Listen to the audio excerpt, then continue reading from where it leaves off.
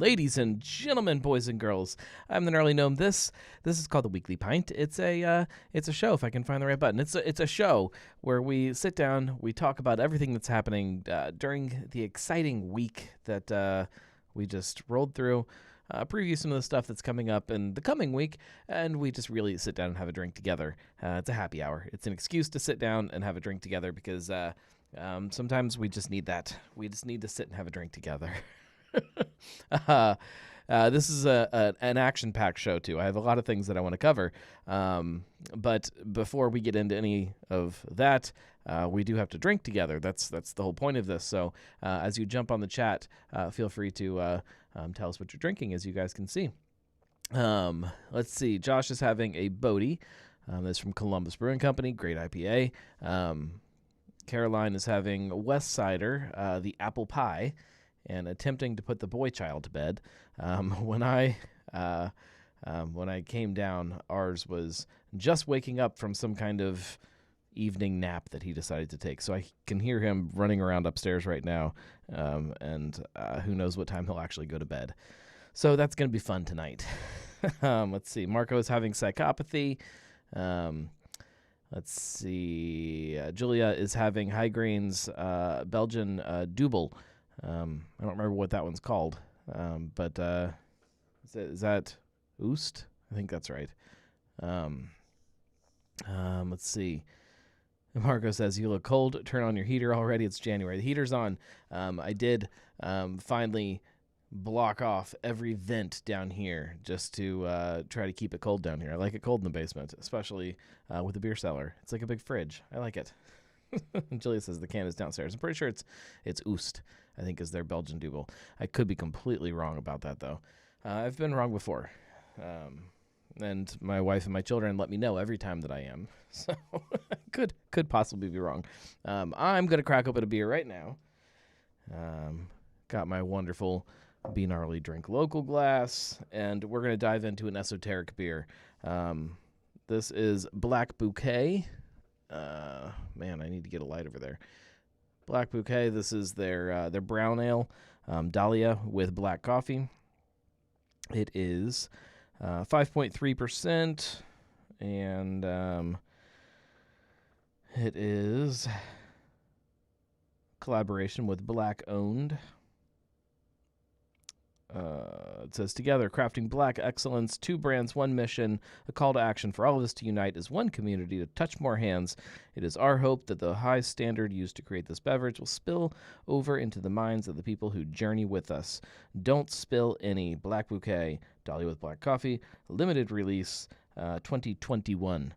Yeah, so this is, I just picked it up out of the tap room the other day. It's still drinking great if this is actually from 2021. I don't know if it is or if they just used the same label. All right.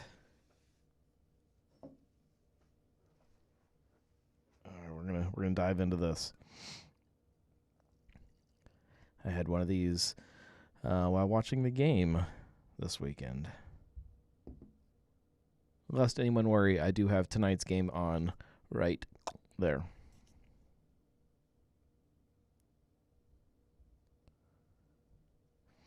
Yeah, I mean, this has to be a new batch of it. There's no way this is from 2021 because the coffee still jumps out. All right. We're going to dive into this. Immediately, I don't need to tell you what this looks like. It's a brown ale. So it's brown with a nice big tan head on top. But yeah, the aroma, it's fresh kind of roasted coffee. That's maybe some like bread if you're really kind of looking for it, but that's kind of the coffee too. All right, let me get in here.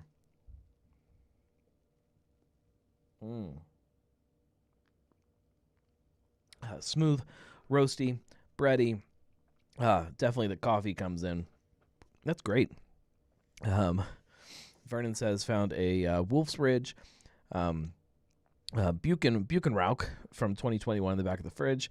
Trying it now on my own risk. Held up solidly, but some of the bacon and campfire has dropped out. It sounds good to me. Yeah, it's a good beer. Yeah. Mm. With how many like lighter coffee beers exist around the city, and then also with how just coffee beers in general kind of go, people tend to go stouts, or here in Cincinnati, a lot of the lighter coffee beers.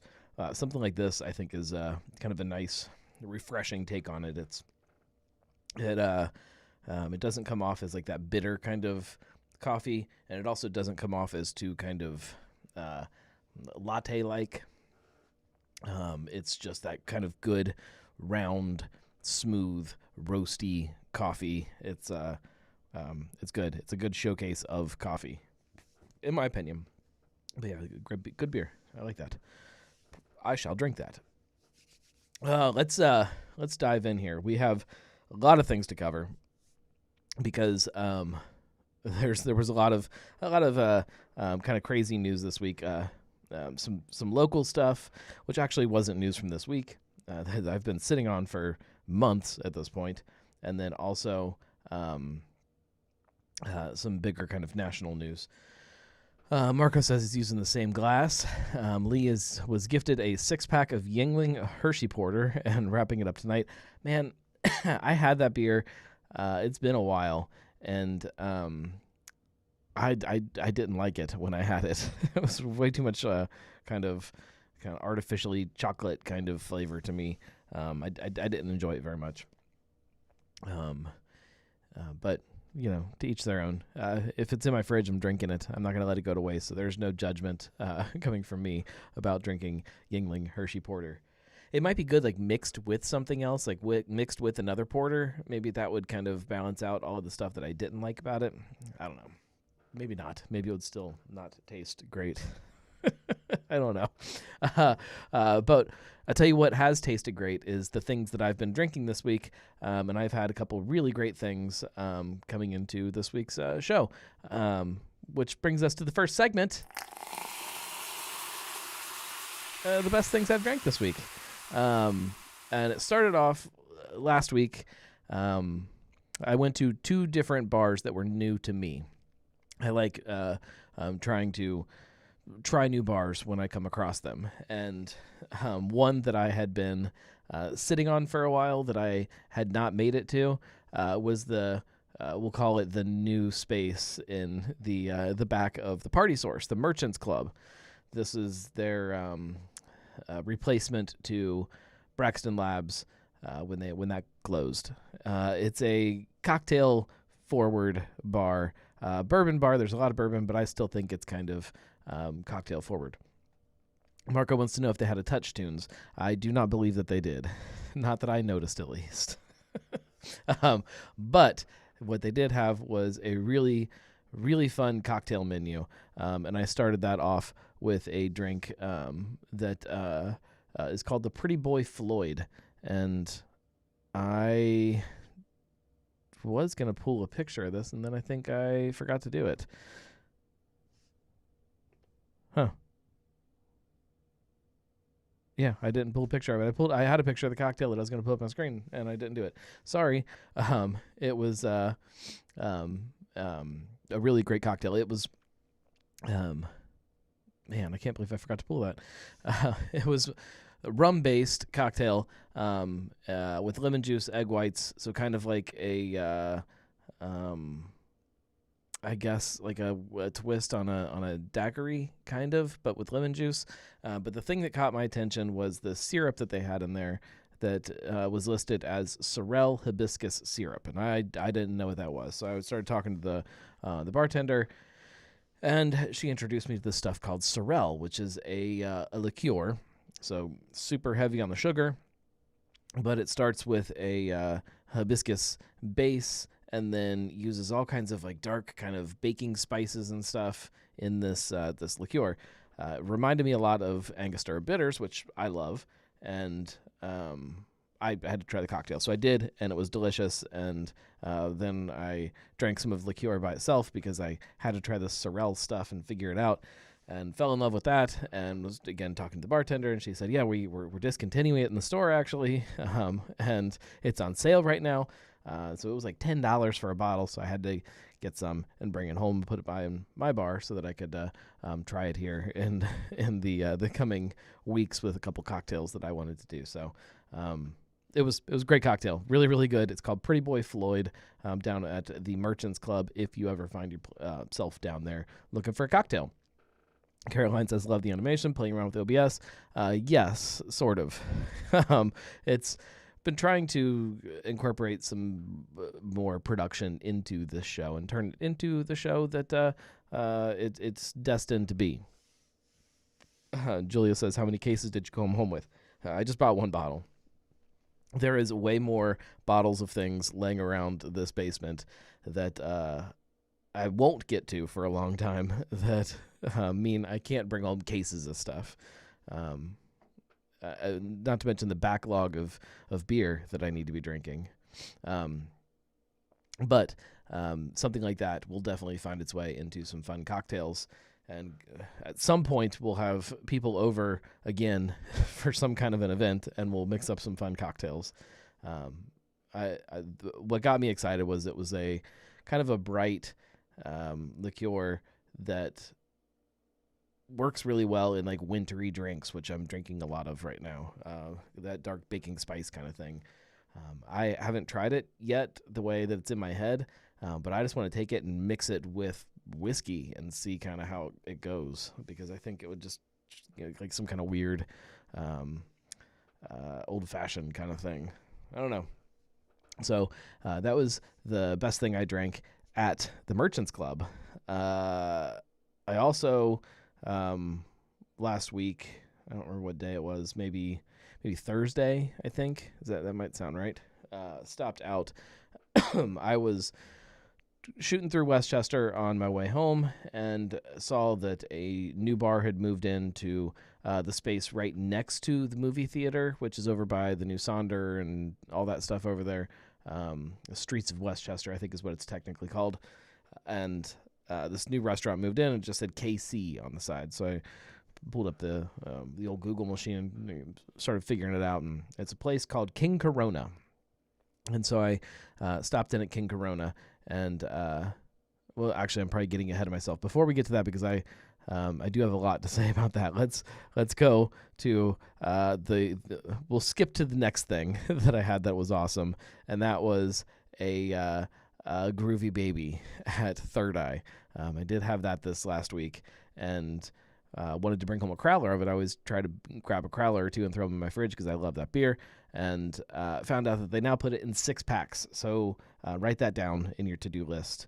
Third Eye makes 6-packs of Groovy Baby, which is perfect to just load up your fridge with for those times where you just want to crack open a beer, but you don't want something super heavy, you don't want something high ABV, you just want something that tastes good, that won't weigh you down, and that beer is great for it. So write that one down. But going back to King Corona, which is also kind of the first big topic that I want to talk about, because this place was wild.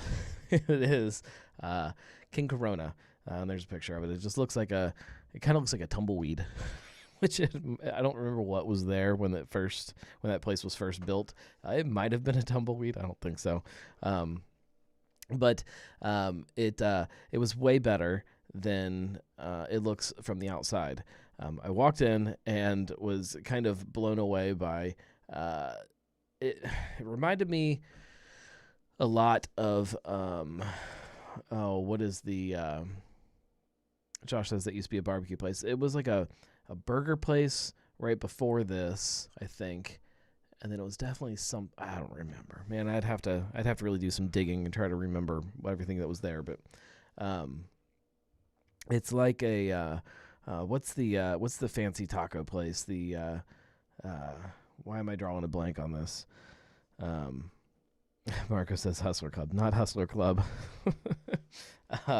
It was very kind of modern, lots of neon, lots of bright colors. The music was way louder than I needed it to be, but it was just a very, very kind of, especially since I was there, kind of, it was like dinner time and there was nobody in the place, which is Condado. There we go. Thank you.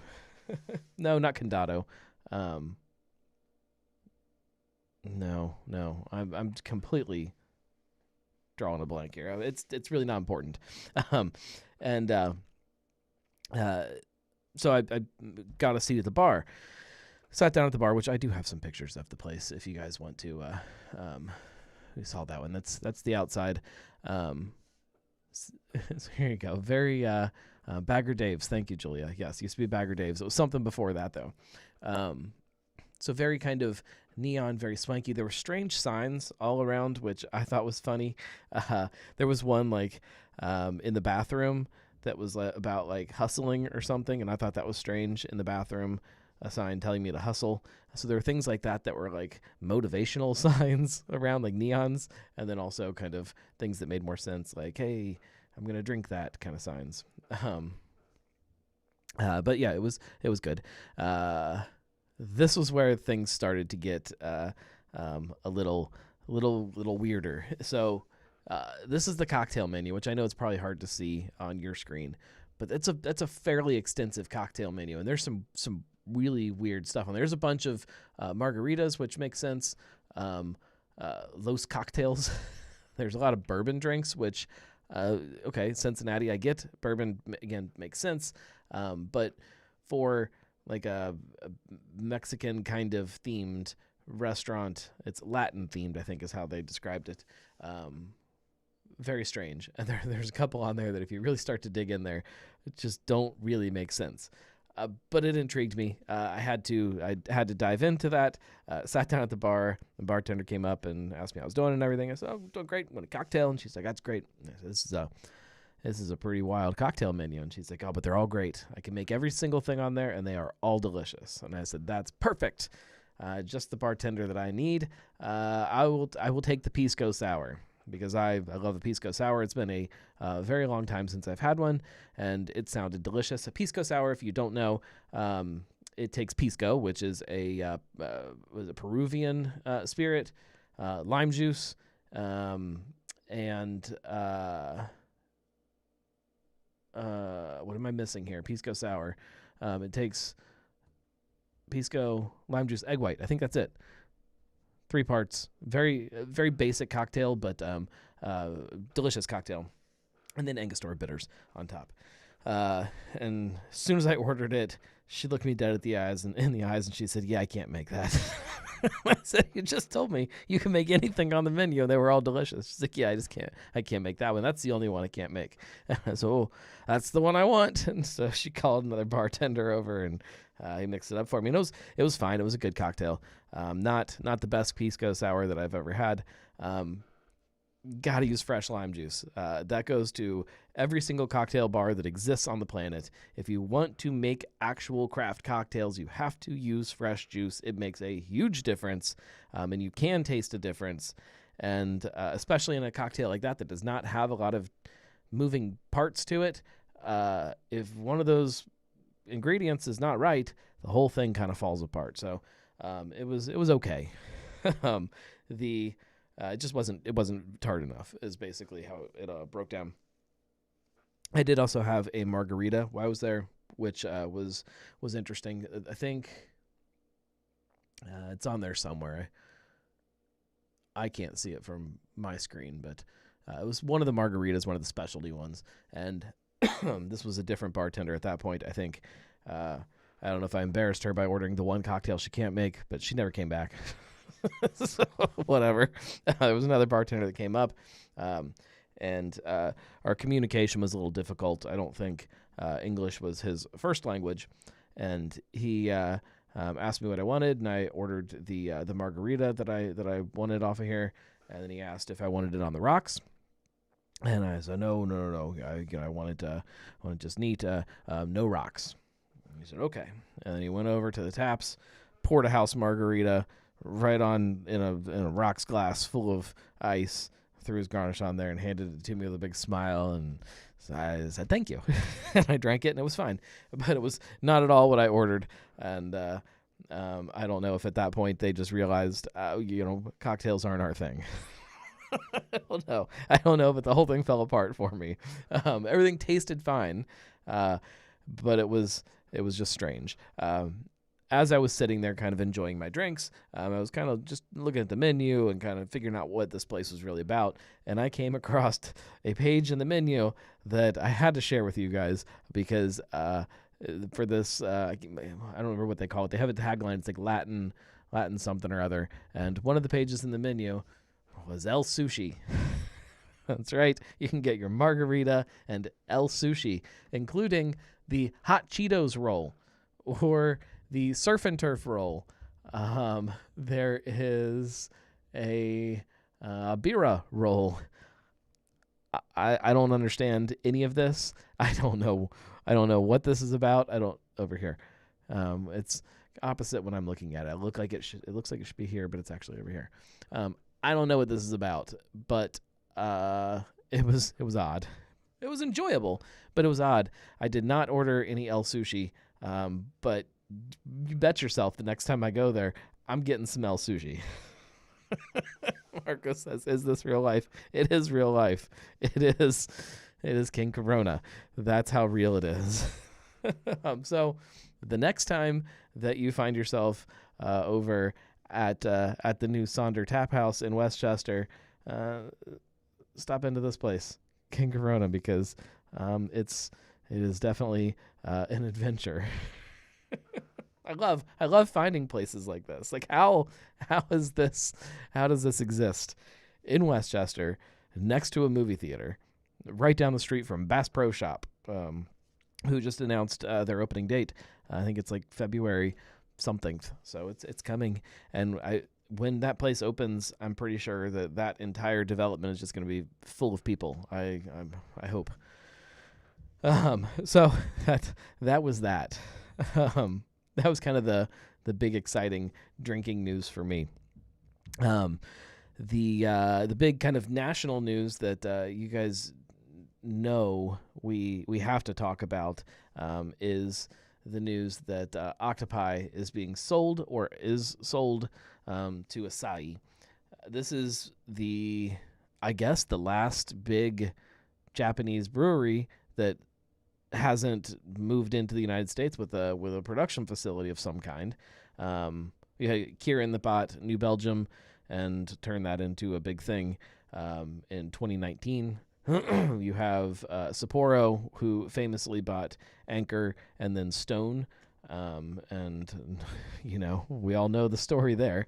But Asahi has been looking since around 2022 to move in and have a production facility here. And they settled on Octopi for a lot of different reasons. If you guys don't know about Octopi, they are primarily a production facility. Primarily a contract facility. So they make a lot of other people's beverages, not just beer. I mean, they make a lot of beer. They made, so they opened 2014, 2015.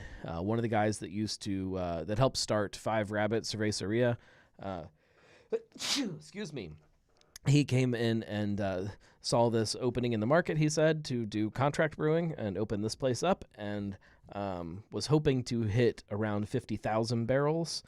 And then we all know kind of how 2020 happened, and it was a little strange, and part of that was a lot of contract business, and the brewery didn't literally explode, as far as I know, but the business certainly saw explosive growth.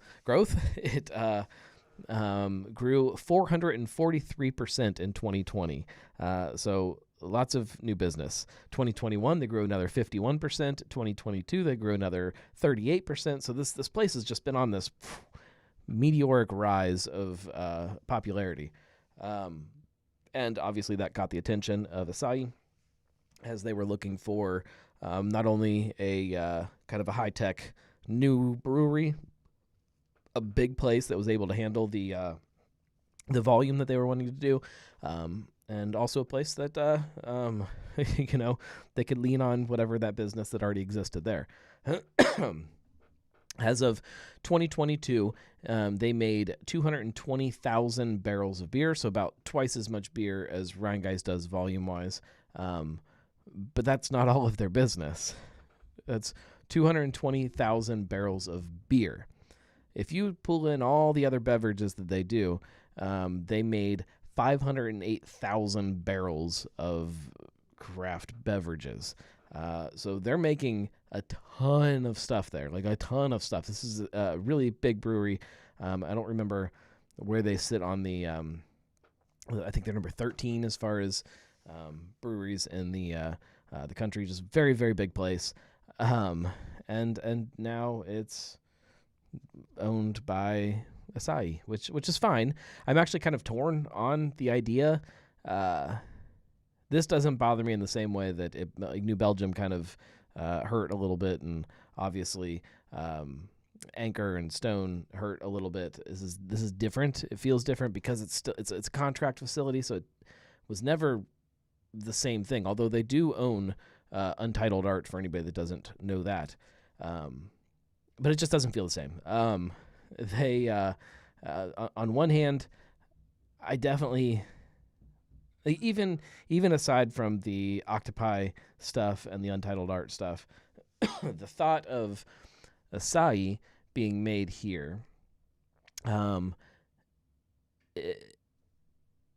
one hand, I kind of appreciate beer that is made here versus being imported and traveling across the ocean and being beat to hell. And by the time we get it, it's not really the same thing as it was when it was over there. Fresh is always better. I shouldn't even say that. Fresh is usually better for beer.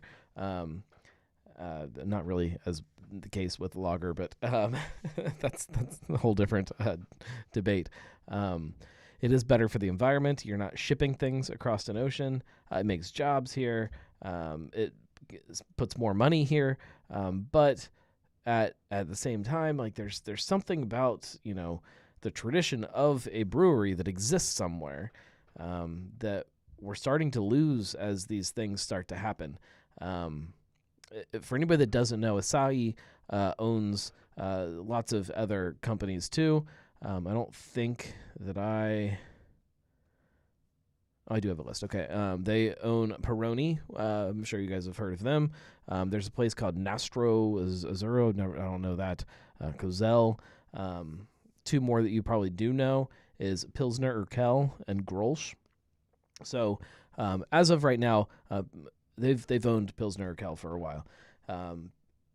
Has only been made in Pilsen. What happens when that day comes where suddenly it makes more sense monetarily speaking or environmentally speaking or whatever it is, and they're like, oh, you know what, we're going to make Pilsner Urquell in the United States.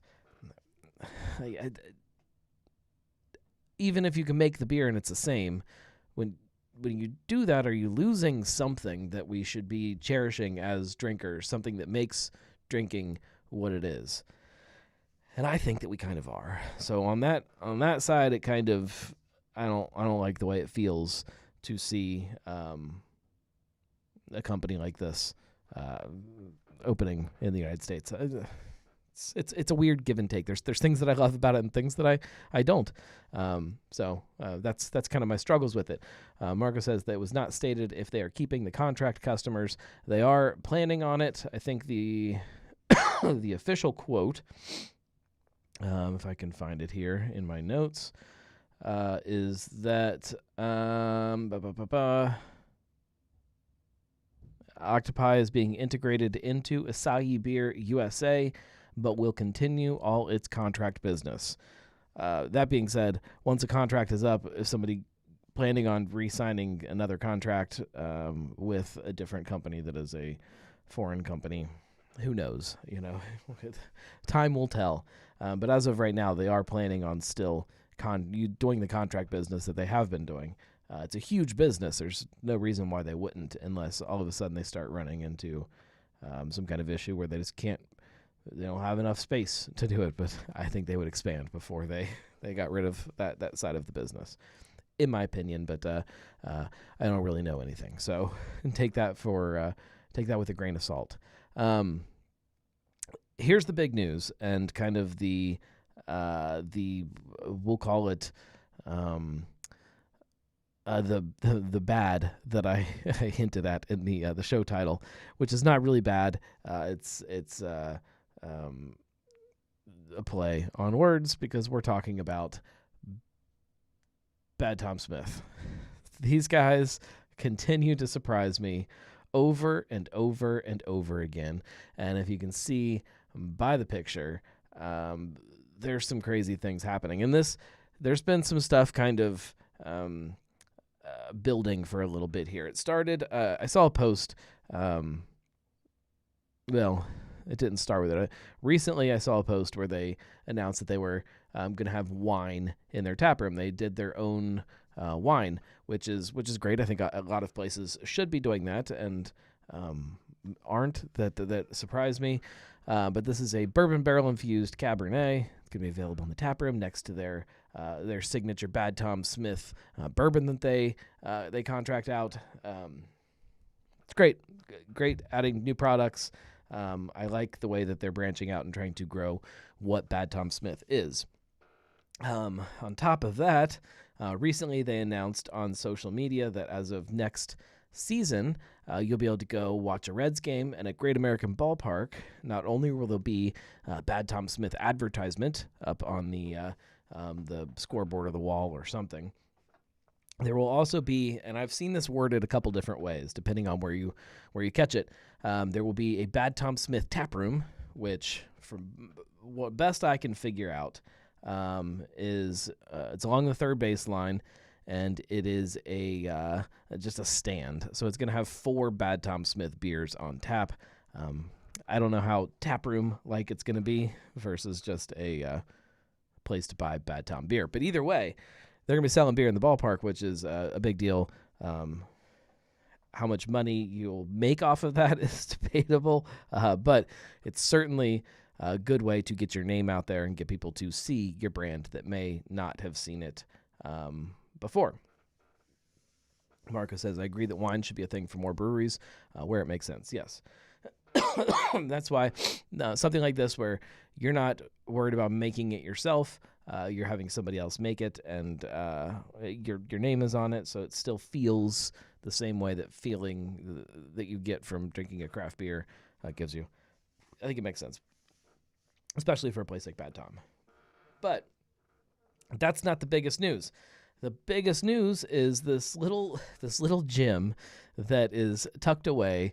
I saw it probably back in November and have been waiting to get some more information on it and still haven't heard anything. I will hopefully have a blog post up about it.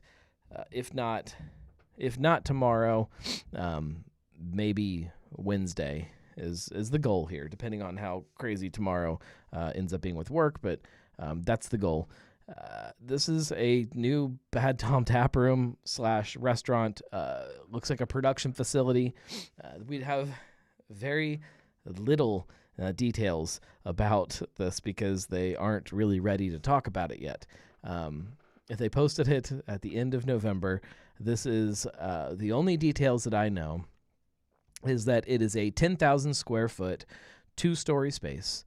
It is an open tap room bar with exclusive bourbon and tequila tasting room. So the owner of Bad Tom Smith also owns a tequila company. His family owns a distillery, and so he has a tequila brand that he sells. So I assume that will be the tequila that's in there. I don't know about the bourbon, if that will just be the contracted bourbon or if they're going to start making their own bourbon too. I don't know. There will be 20 beer taps, so 20 different Bad Tom beers on a full restaurant. This will be, as what they're calling, although they're not telling us where it's going to be, it'll be a destination to remember off of the Little Miami River. And they're not ready to disclose anything else. So this is all we know. They currently have a production facility out in Batavia, and that is, for anybody that knows, Batavia is close to the Little Miami River, not where their current production facility is. With that being said, it doesn't seem like the spot that I would put a production facility, but I guess it could be. I guess it could just be where that is, but I don't know. We will definitely figure all of that out. Marco wants to know if they will have El Sushi. I don't know. I mean, surely if you're building all right, what kind of food do you have to have if you are going to have bourbon, tequila, and beer. It's got to be barbecue, right? Like, that's the only thing that jumps out to me that makes sense for just those three things. They did not say it's going to be, I assume it will be a full bar, but they were very specific when they worded this as a bourbon and tequila tasting room. That's all it's about, is bourbon and tequila, which is fine. But man, I know that Bad Tom has received a little bit of crap over the years. Maybe well deserved sometimes, but I still want them to find a way to succeed in this ever changing craft beer world. Sean says, "Badass in a glass." Yep, that is the tagline. I still think they use that tagline. Lee says, "Put it in Morrow near me, but it might be bad for Valley Vineyards, who makes Cellar Dweller beer, or King's Mills." I think both of those places. Morrow would be a good spot, but I'm still kind of leaning towards Batavia. Is my thoughts. I think that area needs a brewery. It probably needs a restaurant like this too, and I think it would do good out there. Personality.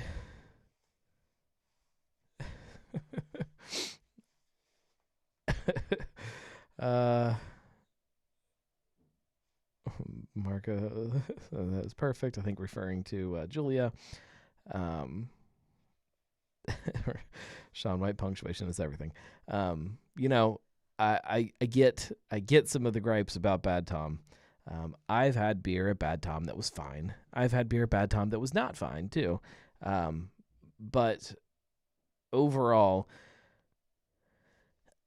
I don't have the dislike towards them I think a lot of people do. Again, not that their beer is the best in the city, but their beer is also not the worst in the city. There are places making worse beer than them. So if they can get their ducks in a row, and if this is one of the ways that they do that, I'm all about it. I want everybody to succeed, and the more places, the better, in my opinion.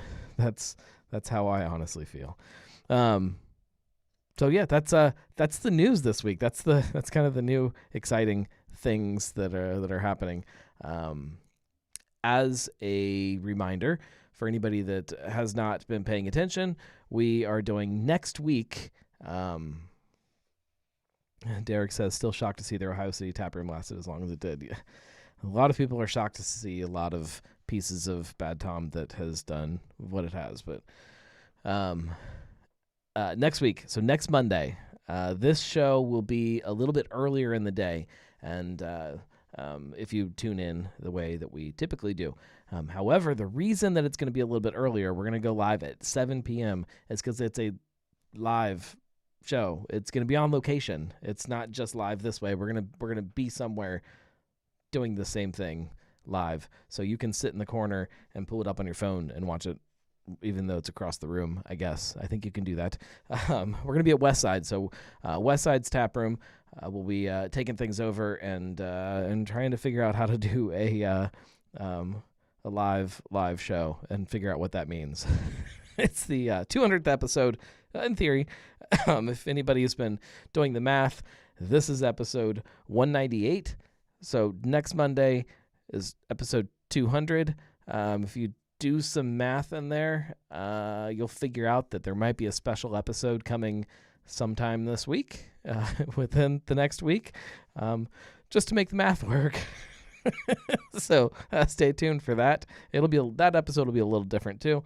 It won't be the same format as this, but it'll be same idea where we hang out and we drink together. Let that be a hint of what we're going to do. So stay tuned for that, and please come out on the 15th for the live show, because maybe, well, there won't really be that many surprises, but we'll see. Did I already drink my beer? Yeah, I'm drinking a beer. I drank it. We're drinking. This is Black Bouquet from Esoteric. It is a coffee brown ale. And one of these days we will get a good beer camera set up so I can just put it right there and you'll be able to see what it is. But I'm too busy making fizzy graphics. How am I supposed to make beer cameras when I'm making graphics? You guys don't even know how long some of these things take for me to incorporate. Oh, Lord. Let's see. Robert says, we have a brewery coming to Harrison, Ohio, Hearth Brewery. Have you heard about this brewery yet? Early summer opening. I have heard. I'm paying attention to it. I'm watching it. As soon as I know more that's, enough that I can write something about them or get them on the show, you'll definitely hear about it. But yes, definitely paying attention to them. There's been a couple projects like that you hear them announced or teased, and sometimes they happen, sometimes they don't. I'm excited to see this one still moving forward, so that it looks like it'll still happen. So, sorry, watching football out of one corner of my eye here.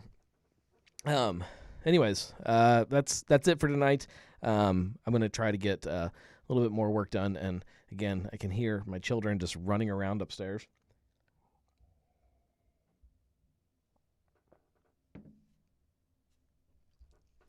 That's good beer. So with that, we'll cut it short, and we'll see you guys definitely next week, next Monday at 7 p.m. live at Westside, or maybe if you have some kind of notifications turned on, you'll get a notification when we go live in the meantime, and we'll drink together then too. So tune in for that. Port that way. To get on the show for a long time that just can't manage to get it scheduled. I do have an episode of the Brewcast scheduled to record this week that will debut on next Monday. So that'll be fun, and I think you guys will like it. It's a good friend of the show, good friend of anybody who likes to create content around beer. So stay tuned for that, and yeah, if you guys, speaking of creating content, if you guys like to create beer content, find the Facebook group that we made on Facebook. Obviously, it's called Beer Content Creators. Get on there and share tips and tricks and ideas and thoughts and feedback and all of that for other people that like to create stuff like we do. So we can all get better at doing what we do. Thank you guys. Everybody have a good night. Everybody be safe. Watch some football. And we'll talk to you soon. And I just remembered that I forgot to turn that on. There we go. We'll see you next week. One of these days I will get used to all of these things that I have to do to make the show work. It's going to be fun trying to do it live for you guys. By fun, I mean chaotic. Cheers, everybody.